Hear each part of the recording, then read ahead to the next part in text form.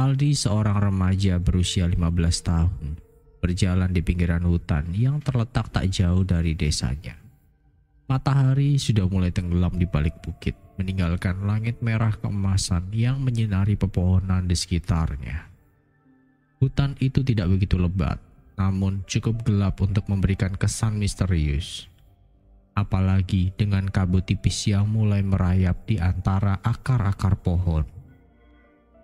Aldi sedang mencari kayu bakar untuk ibunya yang sudah beberapa hari ini sakit. Sejak pagi, Aldi menghabiskan waktu di kebun, membantu ayahnya dan merawat tanaman. Namun, ia tahu bahwa kayu bakar sudah hampir habis, dan jika ia tidak pergi mencarinya, malam ini mereka mungkin tidak akan bisa masak untuk makan malam. Ia melangkah dengan hati-hati, menapaki tanah lembab yang terasa dingin di bawah kakinya. Telinganya menangkap suara-suara alam, desiran angin di antara daun-daun, suara-suara burung malam yang mulai berkicau, dan terkadang gemerisik ranting yang patah. Namun, ada sesuatu yang berbeda, sesuatu yang membuat bulu kuduk Aldi merinding. Saat ia berjalan lebih jauh ke dalam hutan, langkahnya berhenti sejenak. Di bawah pohon besar yang tumbang, sesuatu yang ganjil di antara semak-semak, sebuah benda logam yang terlihat sangat kuno. Aldi mendekat penasaran. Ia menyingkirkan dedaunan yang menutupi benda itu dan menemukan sebuah keris. Ukirannya halus dengan bilah yang tampak berkilau meskipun sudah lama terpendam. Ujungnya tajam dan gagangnya terbuat dari kayu hitam yang sangat keras. Ada aura aneh yang terpancar dari benda itu, seolah-olah ada kekuatan yang tertanam di dalamnya. Aldi merasa ragu, namun ia tidak bisa mengabaikan rasa penasaran yang menggelora di dalam dirinya. Ia mengambil keris itu dengan hati-hati, merasakan beratnya yang tidak biasa. Tanpa banyak berpikir, ia menyelipkan keris itu di pinggangnya dan melanjutkan pencariannya. Saat itu, ia tidak tahu bahwa keputusan kecil ini akan mengubah hidupnya selamanya. Keesokan harinya, Aldi bercerita kepada teman-temannya tentang penemuan keris itu. Teman-temannya terdiri dari 4 orang. Rudy, teman sebaya yang agak bandel. Siti, gadis yang cerdas dan selalu merasa lebih tahu daripada yang lain. Budi, anak yang pendiam dan mudah terpengaruh.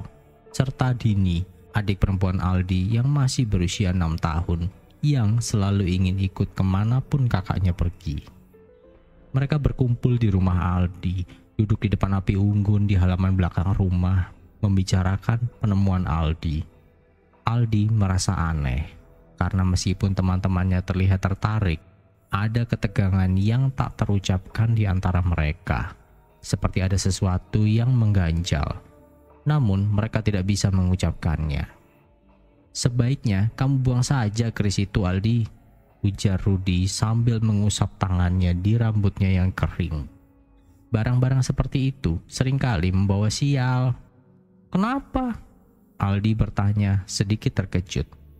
"Keris ini terlihat sangat tua, mungkin punya nilai sejarah." "Jangan bodoh, Aldi, itu barang kuno, pasti punya cerita buruk di baliknya," kata Siti dengan nada serius. "Aku pernah mendengar cerita tentang orang-orang yang menemukan keris seperti itu, dan mereka berakhir dengan nasib yang buruk." Aldi tertawa kecil. "Kalian itu cuma takut karena cerita-cerita horor. Aku rasa itu hanya mitos." Namun ada sesuatu yang membuat hatinya sedikit ragu, terutama saat ia memandangi keris itu yang kini tergeletak di meja kayu, memantulkan cahaya api unggun dengan cara yang aneh. Dini yang duduk di samping Aldi tiba-tiba menyentuh ujung keris itu, dan dalam sekejap rona wajahnya berubah. Kini Dini terlihat pucat dan matanya berbinar-binar aneh. "Kenapa, Dini?" tanya Aldi cemas. Dini menggelengkan kepala dan tidak menjawab, namun mulutnya sedikit terbuka seperti ingin mengatakan sesuatu, tetapi tidak bisa. "Ada apa denganmu, Dini?" tanya Budi khawatir. Tiba-tiba Dini berdiri dan berjalan menuju hutan tanpa berkata sepatah kata apapun. Aldi mencoba mengejarnya, namun langkah adiknya semakin cepat dan dalam sekejap tubuh kecil Dini menghilang di antara pepohonan yang gelap. Malam itu, mereka semua mencari Dini di hutan, memanggil-manggil namanya dengan panik. Aldi yang merasa bertanggung jawab memimpin pencarian. Meskipun rasa takut semakin menghantui dirinya, setiap langkah mereka semakin jauh dari desa dan semakin dalam mereka masuk ke dalam hutan. Semakin aneh suasananya. Ada rasa dingin yang menggigit, seolah-olah udara itu sendiri dipenuhi oleh kekuatan gelap. Aldi tiba-tiba merasakan keris yang ada di pinggangnya bergetar dengan hebat. Ada rasa aneh yang mengalir melalui tubuhnya. Ia merasa seperti ada sesuatu yang mengawasi, sesuatu yang jahat. Mereka terus berjalan, tetapi semakin lama semakin terasa bahwa hutan itu bukan tempat yang ramah. "Aldi, apa yang terjadi?" tanya Rudi dengan suara gemetar. "Kenapa hutan ini terasa begitu menakutkan?" Aldi tidak menjawab. Ia merasa terjebak dalam sebuah permainan yang tidak bisa ia pahami. Semua ini dimulai sejak ia menemukan keris itu. Tiba-tiba suara teriakan Dini terdengar dari kejauhan, membuat mereka semua terlonjak. Mereka berlari menuju suara itu dan setelah beberapa menit mereka menemukan Dini berdiri diam di tengah sebuah area terbuka di tengah hutan. Matanya kosong dan tidak ada ekspresi sama sekali. "Dini!" seru Aldi mendekatinya. "Kenapa kamu di sini? Apa yang terjadi?" Dini menoleh untuk pertama kalinya. Ia berkata dengan suara serak, "Keris itu harus dikembalikan." Siti yang sudah mulai merasa panik bertanya, "Kembalikan kemana, Dini? Apa maksudmu?" Dini tidak menjawab, hanya menunjuk ke arah hutan yang lebih dalam. Tiba-tiba sekelompok bayangan muncul dari balik pepohonan. Bayangan-bayangan itu bergerak cepat, seolah-olah mereka tidak terikat oleh hukum fisika. "Semuanya lari!" teriak Aldi. Namun terlambat, bayangan-bayangan itu sudah mengepung mereka. Esok paginya hanya ada 4 orang yang selamat. Aldi, Rudi, Siti, dan Budi. Mereka kembali ke desa dengan wajah yang pucat ketakutan. Dini menghilang tanpa jejak dan hutan kembali menjadi hutan yang sunyi. Namun Aldi tahu bahwa apa yang terjadi bukanlah kebetulan. Keris itu dengan segala kekuatan gelap yang ada padanya telah mengambil korban. Dan kini ia harus menghadapi kenyataan bahwa ia tidak bisa lagi menghindari takdir yang telah dituliskan untuknya. Beberapa minggu setelah kejadian itu, Aldi kembali ke hutan untuk mencari jawaban. Di tempat yang sama di mana ia menemukan keris itu, ia menggali tanah dan menemukan sebuah peti kecil yang terkubur. Di dalam peti itu ada sebuah surat tua yang terbuat dari lontar yang hampir hancur.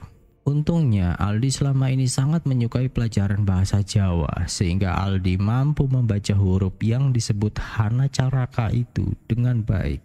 Surat itu tertulis dengan tulisan tangan dengan huruf Jawa, lontar yang sangat tua. Dan saat Aldi membacanya, ia terkejut. Ternyata keris itu adalah milik tetua yang dulu pertama kali babat alas atau membuka lahan desa mereka. Seorang pahlawan yang mengorbankan dirinya untuk melindungi desa dari roh jahat.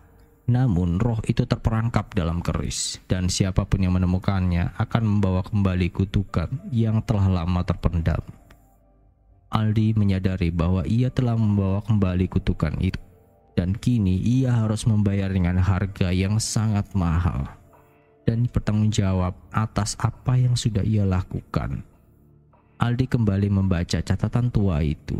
Di sana tertulis mantra-mantra dalam bahasa Jawa kuno dan tata cara menggelar ritualnya, yang ternyata semua prosesinya harus dilakukan seorang diri di hutan itu. Namun karena didorong rasa tanggung jawab yang tinggi, Aldi berusaha menghafalnya sambil ia menyiapkan semua bahan ritual yang diperlukan. Beberapa temannya sempat melihat Aldi mulai mempersiapkan bahan-bahan yang tak lazim, seperti kembang setaman, buah pinang, kapur, dan daun sirih, juga batok kelapa serta beberapa bahan-bahan lainnya. Dan salah satu dari mereka sempat menanyakan, namun Aldi tidak menggubrisnya. Setelah Aldi berhasil mempersiapkan semuanya dan bertepatan hari yang sudah gelap, Aldi segera memulai ritualnya. Ia mempersiapkan diri dengan mandi di sungai yang tak jauh dari situ. Aldi mulai membakar dupa dan membacakan mantra-mantra bahasa Jawa kuno yang telah ia hafal. Dan benar saja, sosok-sosok hitam itu segera hadir dan mereka berusaha menggagalkan ritual Aldi. Tapi selalu tidak berhasil, seolah sisa-sisa kekuatan dari sosok pemilik keris terdahulu itu membantu Aldi. Yang terjadi sungguh tak disangka. Terlihat keris seperti mulai retak dan dari retak-retakan itu muncul cahaya putih keemasan dari dalam keris. Yang mana cahaya itu membakar si makhluk hitam. Walaupun begitu, Aldi sendiri juga merasakan panas yang hebat dan sensasi susah bernafas yang luar biasa. Seolah-olah udara menjadi sangat berat menghimpit dada dan tubuh Aldi. Setelah beberapa saat, Aldi mulai merasa matanya berkunang-kunang, seolah energinya hampir habis dan membuatnya hilang kesadaran. Di saat itulah Aldi melihat sosok pemilik keris yang terdahulu. Tubuhnya tegap dan kekar, memiliki kumis yang lumayan lebat, dan terpancar wibawa yang luar biasa dari wajahnya. Sosok itu membantunya memegang keris dari belakang, menguatkan Aldi, seolah tak ingin perjuangan Aldi menjadi sia-sia.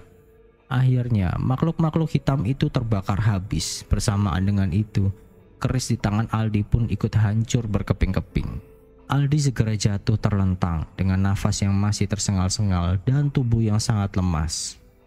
Aldi melirik ke sana kemari mencari sosok hebat yang tadi membantunya. Tapi dia tidak dapat menemukannya.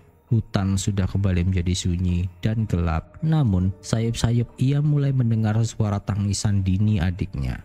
Dengan sisa-sisa tenaganya, Aldi berusaha mencari adiknya dan berhasil menemukannya dalam beberapa puluh meter dari tempatnya tadi mengadakan ritual.